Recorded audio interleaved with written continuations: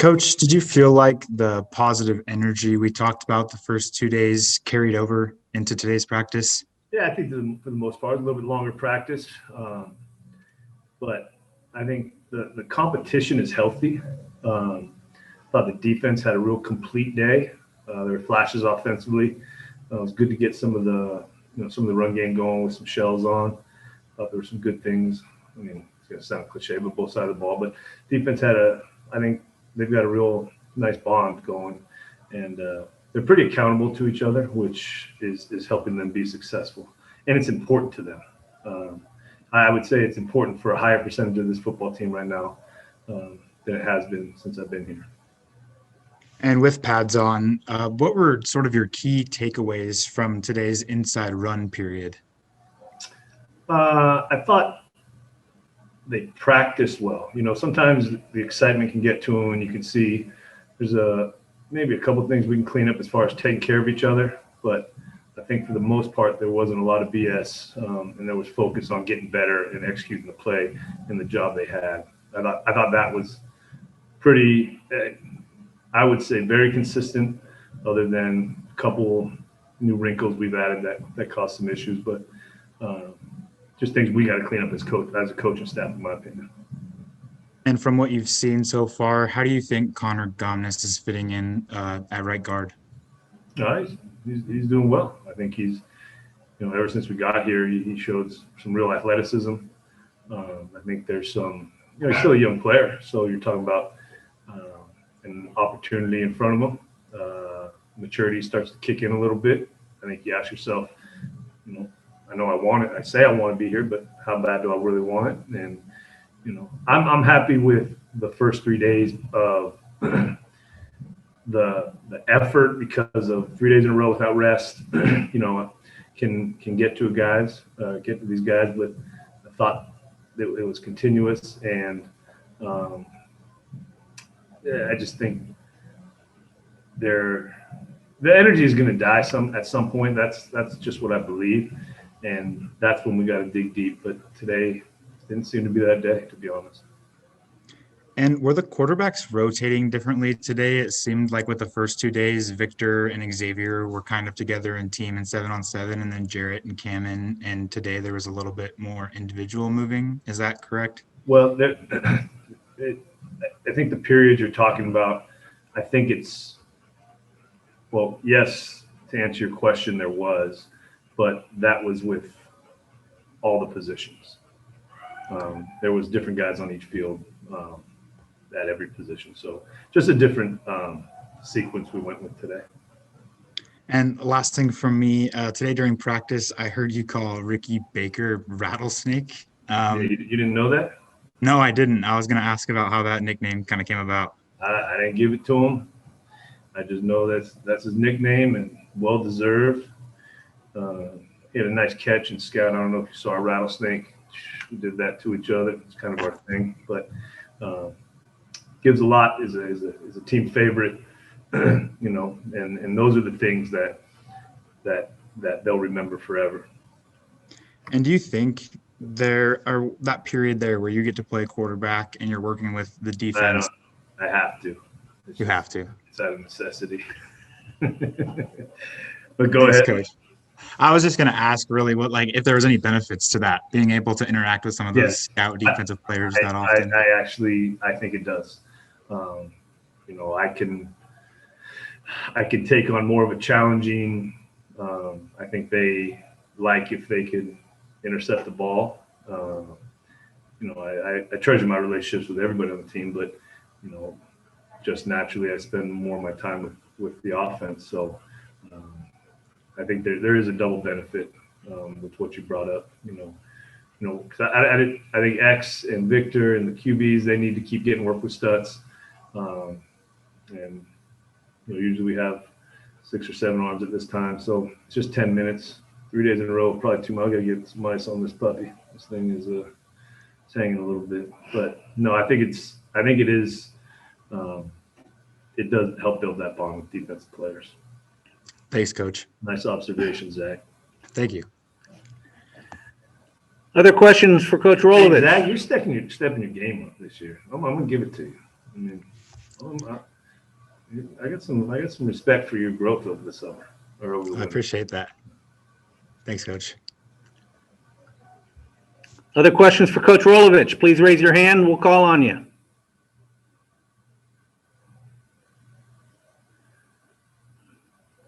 Barry Bolton with Coug Fan, go ahead. Nick, what's the rhythm been like on offense? Is it one of those things where because you've got so many different moving parts and personnel, it takes a little bit? Maybe the defense is a little bit more in rhythm than the offense early on. Well, I think that's kind of the old wives' tale, and it seems to be true most times. I think it's a lot harder to coach defense with all the moving parts. And I think the defensive staff does a really nice job giving those looks that just our personnel groupings don't give them. I think it was a good lesson and learning for Coach Dicker and the D staff. I think having Banks and Rick around where, they've been around the offense, they've had to deal with it before when we were at Hawaii, and I think there's a real a complete understanding. Jake Dicker had a great unit meeting explaining we don't see these things in practice. We're going to have to show ourselves this and get better at it. Really kind of develop some really nice ownership on the defensive side of the ball to help themselves get better. And we'll help a little bit with scout team when we can. But I think to answer your question, which I think it usually takes the offense a little bit more to get in rhythm. And today was a big install day. So, and taking that into account, I would probably give the practice a higher grade than I would have without really kind of thinking about that at the beginning of the press conference. Or if we call this a press conference. Call this press conference? Sure, it's a press conference. Nick, did you send your staff out virtually to another school this winter to talk shop, compare notes, the way some coaching staffs tend to do in a normal off season? Like to. I don't think this was the year to do that. I mean, whether it was restrictions in our county or on our campus or at a school, usually I do like to do that. I like to go. What we did do was the AFCA convention was virtual. I thought I got to give them credit. I wish I said this earlier. They did a really nice job. The speakers did a really nice job. We spent 2.5. And some guys look at me crazy because sometimes we go to the convention, you don't always go to the talks, and some of the side talks at the tabletops or restaurants or seeing old friends is usually how some of those conversations start as far as schematics or culture building or whatever you're trying to get. But making our guys, the whole staff, sit in on every single presentation, and I didn't give them a choice. I set it up. Sometimes I put the defensive guys with an offensive coach, vice versa. We all sat in there for the kind of the morning speakers of the day and finishing it off. But they did a nice job with that convention, that virtual convention. And I think our staff got out more of it than, when I told them we're going to do that, you can tell, right? We got to do that. They want to work on our stuff. But I think we came back together afterwards. We compared notes. We had discussions. And I thought it really, in maybe an interesting way, brought our staff closer together. Nick, when you go out on those things, what kind of things are you looking for? Are there particular things, or does it vary year by year? One year I went up to LSU when my buddy Dave Aranda was there. Some of the defensive guys went and looked at some of the stuff he was doing defensively. There was Matt Canada was doing a bunch of fly sweep stuff, and they were having some success. I just kind of wanted to see if that was something that may fit in the offense. You can meet with guys who know the same stuff as you and see if they've evolved, but also try to stay on the tip of the spear of college football. There's always trends, and keeping your eye out for it and kind of jumping on that and getting that knowledge before it gets mainstream. I remember when Clemson was RPOing quarter safeties into the boundary with a post behind them, and it was it was like something that nobody had ever really talked about. And now you're seeing a lot of RPOs throughout college football and the NFL. So just looking for that next, and kind of with that, right, you're on some of the rule changes that might come and how will that affect schemes and things like that. So if you get stale, this game will get you. If you get complacent, this game will get you, whether you're player, coach. That's just, it's inherent. If you're gonna subject yourself to a life of this game, and you don't keep working, it'll get you. Nick, can you talk about your new special teams coach? Maybe just give us a flavor of your meetings, conversations this spring with Kyle Krantz. Well, Coach Goby did an excellent job for us, just in terms of culture building, and really enjoyed his meetings. And like we said when he left, we wished him luck, because that's something he wants to do, and that's how I've, in the last few years, that's what you want to do, that makes you happy. You've done your job for us, and you're a good person. Then why should I not want you to try to get to your goals? But we interviewed 23 special teams coaches with 2-hour Zooms. We had multiple coaches and staff members on the Zooms. It was probably the majority of 2 weeks. We get all through them, but I wanted the name people who were interested, guys who were out of work, guys who maybe were looking at making a move. It was a variety of candidates. Kyle just felt right pretty early on in the interview, and Muschamp spoke highly of him. Coach Bobo spoke highly of him.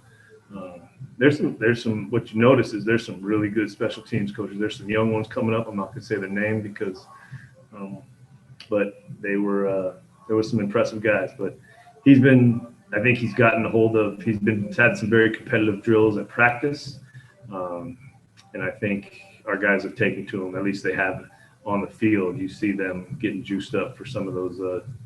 I like his style of you don't have to say it's a competitive drill. He's kind of laid the bed for it, and they kind of just naturally get into that mode. So that was good for our players.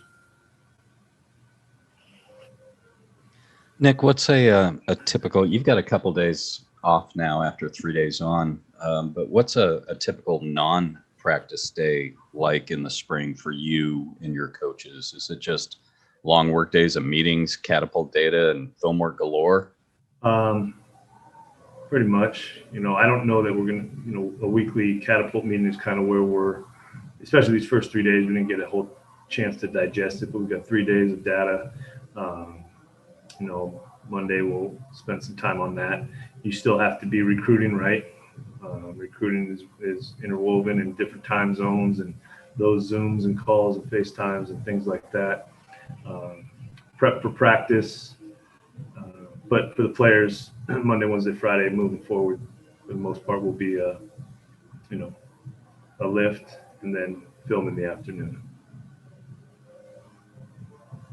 Last thing for me is there a guy, maybe not as well known as some of your established guys like a J-Hod or a Max, but somebody you think through these first 3 days that by spring's end you think might end up being a nice surprise for Cougar fans they don't quite know about yet? Chris Jackson has proven to be a good take for us. Seems to love football, has familiarity with the scheme. I like his approach to practice.